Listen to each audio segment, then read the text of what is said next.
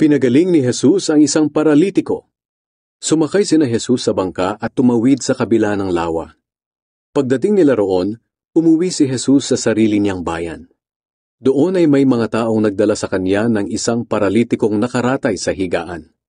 Nang makita ni Jesus ang kanilang pananampalataya, sinabi niya sa paralitiko, "Anak, lakasan mo ang loob mo. Pinatawad na ang iyong mga kasalanan." Nang marinig ito ng ilang tagapagturo ng kautusan na naroon, sinabi nila sa kanilang sarili, "Nilalapastangan ng taong ito ang Diyos."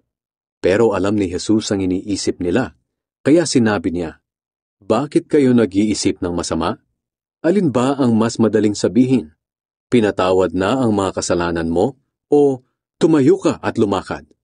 Ngayon papatunayan ko sa inyo sa pamamagitan ng pagpapagaling sa taong ito na akong anak ng tao ay may kapangyarihan dito sa lupa na magpatawad ng kasalanan." At sinabi niya sa paralitiko, "Tumayo ka, buhatin mo ang iyong higaan at umuwi ka." Tumayo nga ang paralitiko at umuwi. Namangha ang mga tao nang makita nila ito at pinapurihan nila ang Diyos na nagbigay sa mga tao ng ganoong kapangyarihan. Ang Panginoong Hesus nagpapagaling at nagpapatawad ng kasalanan. Ganyan ipinapakita sa atin ng Panginoong Hesus ang kanyang authority sa lahat ng bagay.